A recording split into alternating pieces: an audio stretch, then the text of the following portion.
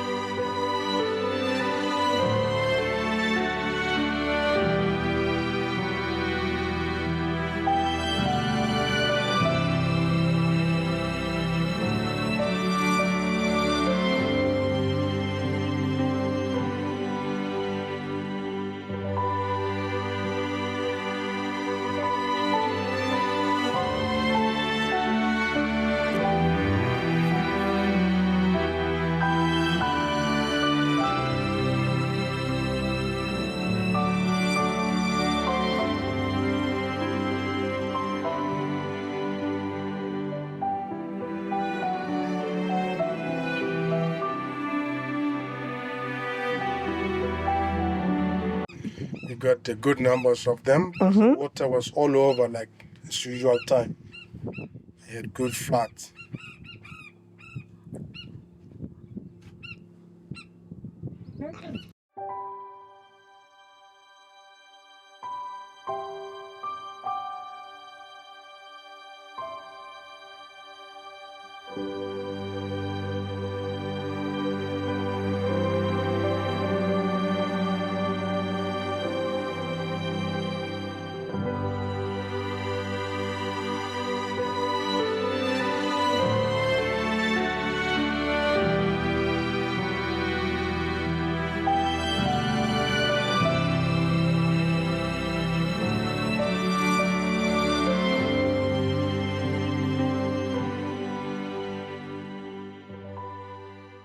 Hi everyone, Shelley here. Just got back from Africa and I've been home for a week and I think I slept the whole time.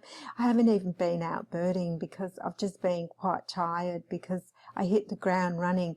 The first thing I did when I arrived at Zambezi Dusk after a long plane flight was they said, as they took me onto the deck just to chat with me and welcome me, they said, "Oh, Shelley, we're going out at 4 o'clock." And I looked at my clock and I thought, oh my goodness, that's only in another hour. So I quickly went to my room and unpacked the camera and got that ready to go because I didn't have anything sorted as far as cards, batteries and lenses and all that, and went straight out and hopped on the boat and off we went. It was great. And what was the first bird that I saw? I'm pretty sure it was the pied kingfisher actually, and what an amazing bird. That bird hovers and it flies out and just hovers. I tried very hard to get it, but I didn't. I'm hoping that next year I will capture that. I just had so many things to photograph, but after the couple of days I did settle down and start to think about what I needed to do and getting ready for when the guests arrive. I had about 5 days of going out in the boats morning and night, and it was really good. I got a lot of time to get familiar with the boats. The boats are an amazing way to photograph wildlife and birds because the birds and wildlife don't seem to be that bothered by the boats and you can get reasonably close.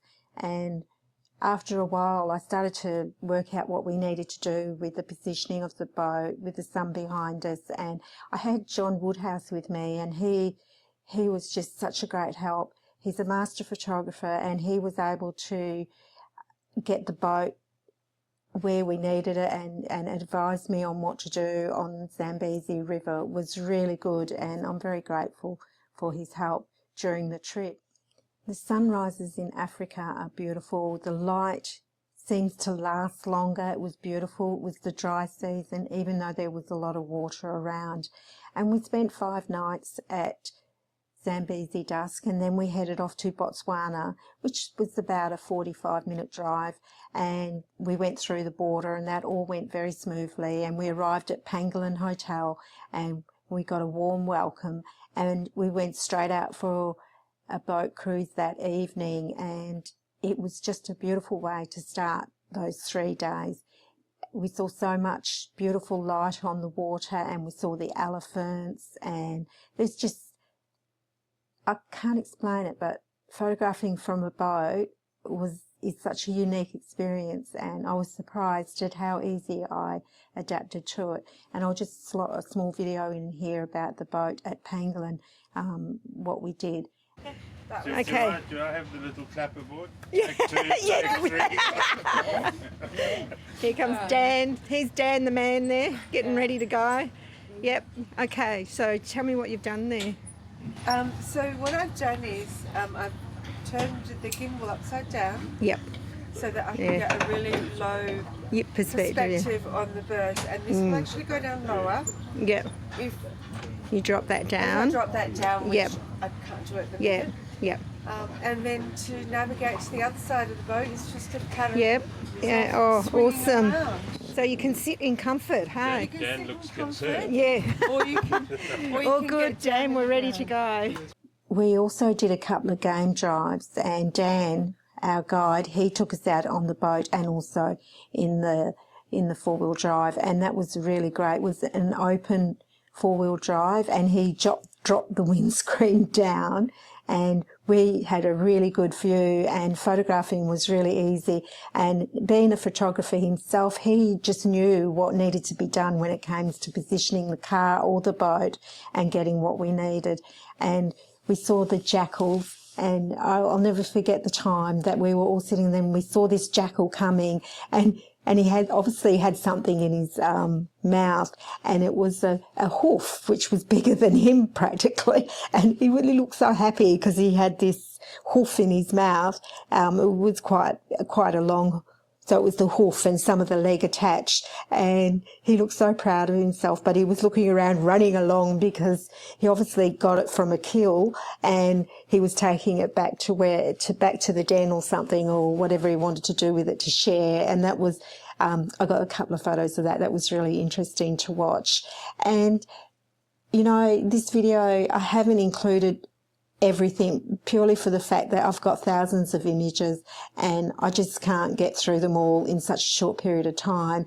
So I hope that in the future I will also do another video and able to show you further highlights of Africa. And yeah, it was just a wonderful experience, and I really look forward to doing it again next year. If you're interested in Africa, it'll be towards the end of June or middle of July, the dates. Please let me know. I will be taking 6 people with me. Thank you.